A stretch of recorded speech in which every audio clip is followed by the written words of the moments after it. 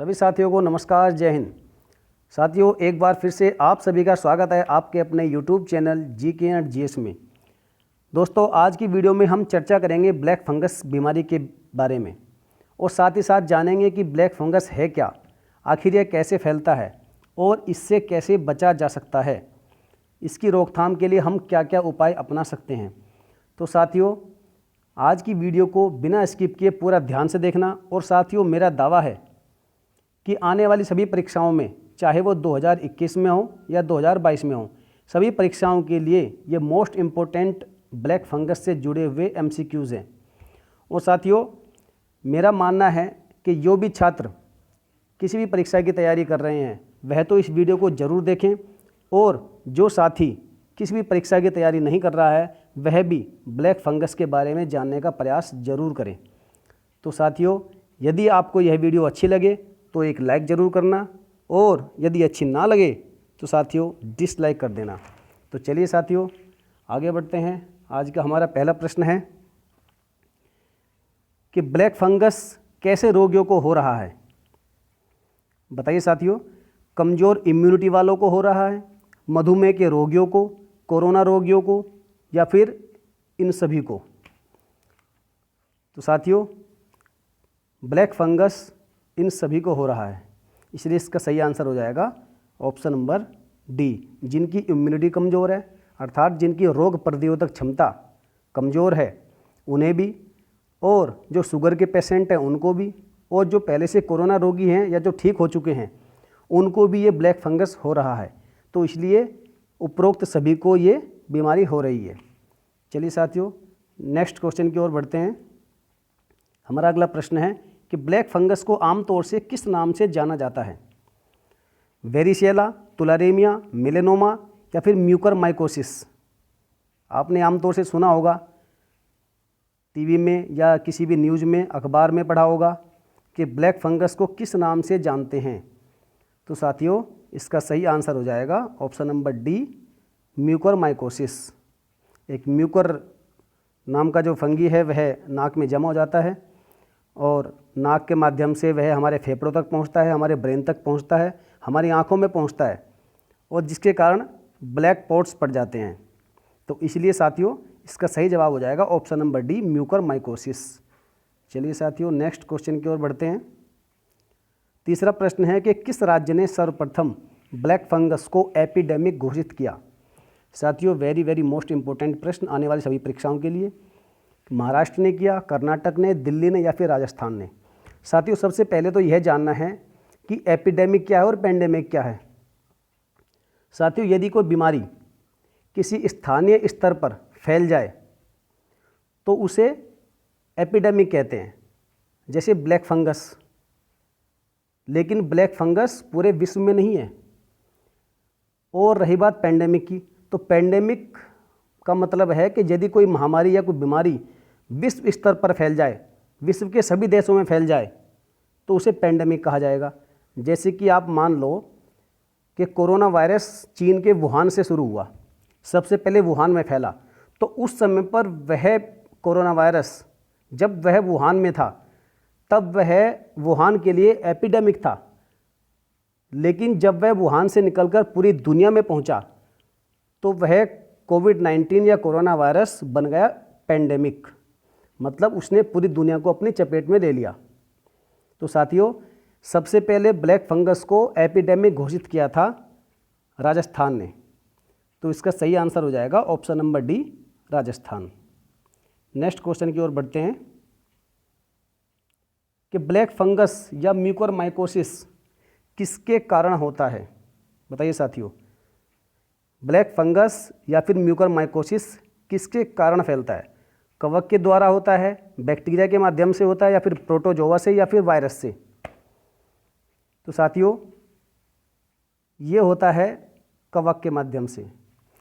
कवक एक फंगी है, म्यूकर नाम का फंगी है, जो कि अभी मैंने पिछले प्रश्न में चर्चा की कि यह नाक में जमा होता है, नाक के माध्यम से फेफड़ों में या फिर दिमाग में, आंखों में पहुंचता है और ब्लैक पॉट्स पड़ जाते हैं, जिससे कई बार तो रोगी की आंख तक निकालनी पड़ जा रही है।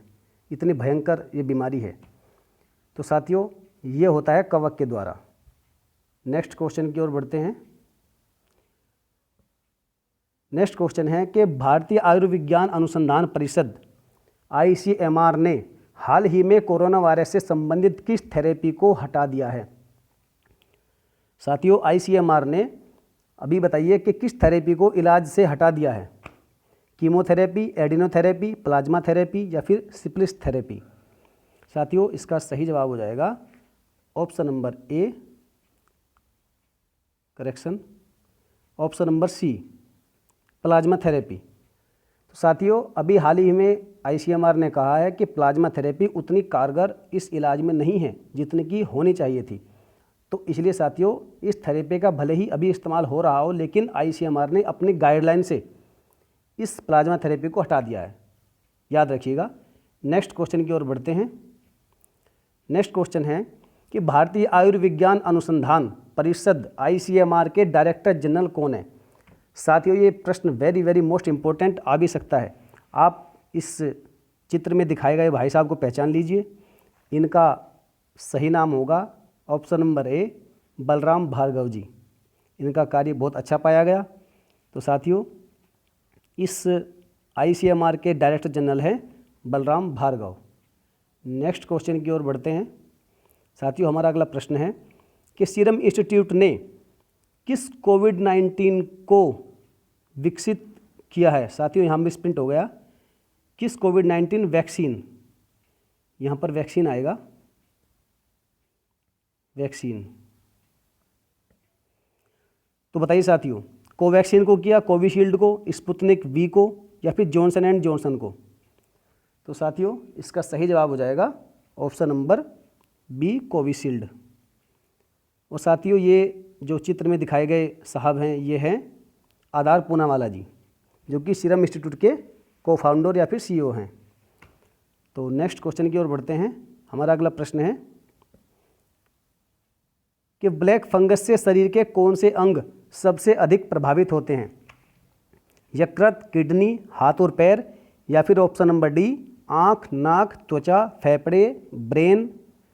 तो बताइए साथियों, इसका सही जवाब हो जाएगा ऑप्शन नंबर डी, आँख, नाक, त्वचा, फेफड़े, ब्रेन, ये सभी इससे प्रभावित होते हैं। तो नेक्स्ट क्वेश्चन की ओर बढ़ते हैं कि सफ़ेद फंगस किस कवक के कारण फैलता है। बताइए साथियों, हे प्रभु, कौन कौन से फंगस आ गए। बस अब और मत भेजना, इतने काफ़ी हैं। ब्लैक भी आ गया, वाइट भी आ गया और एक पीला भी आ गया। तो प्रभु और मत भेजना, बस इतने से हम काम चला लेंगे। तो साथियों बताइए, इसका सही जवाब क्या होगा। तो साथियों, इसका सही जवाब हो जाएगा ऑप्शन नंबर ए, कैंडिडा।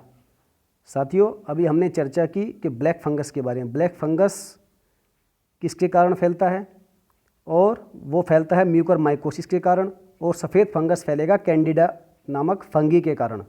ये भी एक कवक है। नेक्स्ट क्वेश्चन की ओर बढ़ते हैं। अगला प्रश्न है कि कोई भी राज्य ब्लैक फंगस महामारी को किस एक्ट के द्वारा महामारी घोषित कर सकता है। साथियों, लिख लीजिए, वेरी वेरी मोस्ट इम्पोर्टेंट प्रश्न, और ये परीक्षा में जरूर पूछा जाएगा कि कोई भी राज्य यदि ब्लैक फंगस महामारी या फिर और भी किसी महामारी को यदि वो महामारी घोषित करेगा तो किस एक्ट के माध्यम से करेगा। तो साथियों, वो एक्ट होगा महामारी एक्ट 1897। साथियों, इसके क्लॉज में बताया गया है कि केंद्र सरकार किसी भी राज्य को ये आदेश दे सकती है या फिर सुझाव दे सकती है कि आप इस बीमारी को महामारी एक्ट 1897 के माध्यम से महामारी घोषित करिएगा, या फिर कोई भी राज्य सरकार इसकी मांग कर सकती है और इस एक्ट के माध्यम से किसी भी बीमारी को महामारी घोषित कर सकती है। तो साथियों, ये प्रश्न जरूर याद रखिएगा कि कोई भी राज्य किसी भी महामारी को महामारी एक्ट 1897 के माध्यम से उसे महामारी घोषित कर सकता है। नेक्स्ट क्वेश्चन की ओर बढ़ते हैं। हमारा नेक्स्ट क्वेश्चन है कि कोविड-19 प्रदर्शन सूचकांक 2021 में भारत की रैंक क्या रही। साथियों, लिख लीजिए या नोट कर लीजिए या फिर वीडियो को पॉज करके स्क्रीनशॉट लेकर अपने पास सुरक्षित रख लीजिए।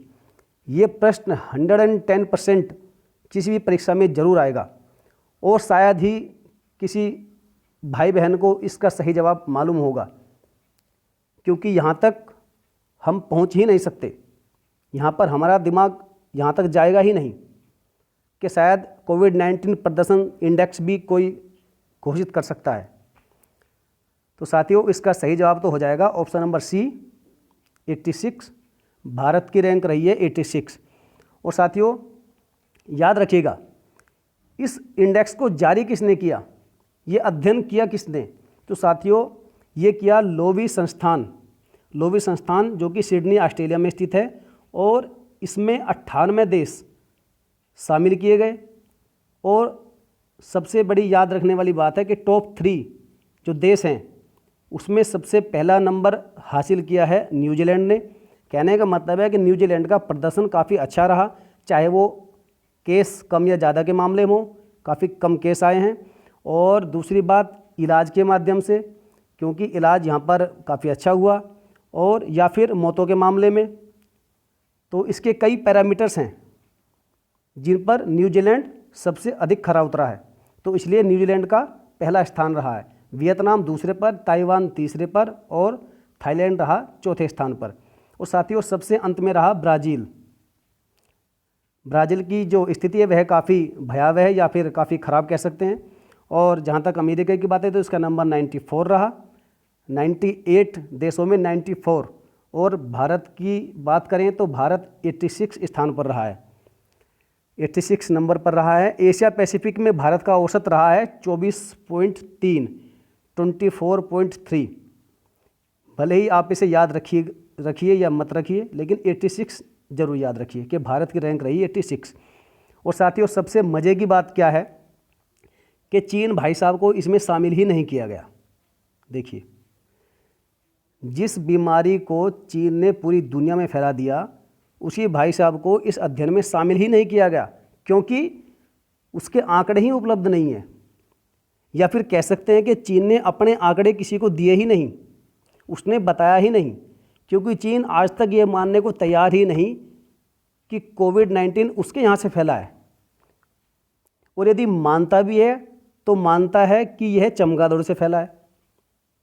अब चीन की बातों पर कितना विश्वास करें ये तो सभी जानते हैं कि बीमारी कहाँ से फैली है, कैसे फैली है, सब जानते हैं।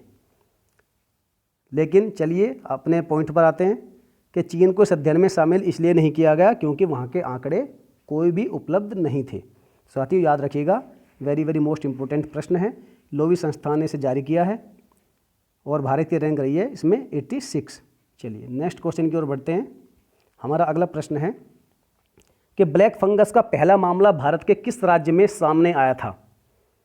बताइए साथियों, यह भी मोस्ट इम्पोर्टेंट प्रश्न है कि सबसे पहले ब्लैक फंगस का मामला भारत के किस राज्य में सामने आया? तो साथियों इसका सही जवाब हो जाएगा ऑप्शन नंबर ए, कर्नाटक। साथियों कर्नाटक में एक ज़िला है, ज़िले का नाम है चिकमंगलूर। किसी ने सुना होगा चिकमंगलूर। साथियों सबसे पहले जो केस था ब्लैक फंगस का वह कर्नाटक के चिकमंगलूर में मिला था। चलिए नेक्स्ट क्वेश्चन की ओर बढ़ते हैं। साथियों हमारा अगला प्रश्न है कि ब्लैक फंगस फैलता कैसे है? मनुष्यों से फैलता है या फिर जानवरों से फैलता है, हवा से फैलता है, इन सभी से फैलता है? साथियों हमने पढ़ा है कि जो कोरोना वायरस है वह मनुष्यों से मनुष्यों में फैलता है, लेकिन जो ब्लैक फंगस है साथियों वह फैलता है हवा से। हवा से जो हम इनहेल करते हैं, सांस अंदर लेते हैं, तो उसके माध्यम से यह म्यूकर नाम का जो फंगी है, म्यूकर माइकोसिस, उसके द्वारा हमारी नाक में जमा होता है और फिर पूरे सिस्टम को तबाह कर देता है। या फिर त्वचा से भी फैलता है, या फिर हमारी कहीं से त्वचा या फिर स्किन जो कटी फटी हो ये वहाँ पर जमा हो जाता है और उससे भी ये फैल जाता है। साथियों इसका सही जवाब हो जाएगा ऑप्शन नंबर सी, हवा से। नेक्स्ट क्वेश्चन की ओर बढ़ते हैं। हमारा अगला और अंतिम प्रश्न है कि ब्लैक फंगस कितने प्रकार के होते हैं? ब्लैक फंगस कितने प्रकार के होते हैं? 2, 3, 4 या फिर 5? तो साथियों ये होता है 5 प्रकार के। नाम आप पढ़ लीजिएगा, इसमें थोड़ा बहुत मिस्टेक हो सकता है तो आप सुधार लीजिएगा।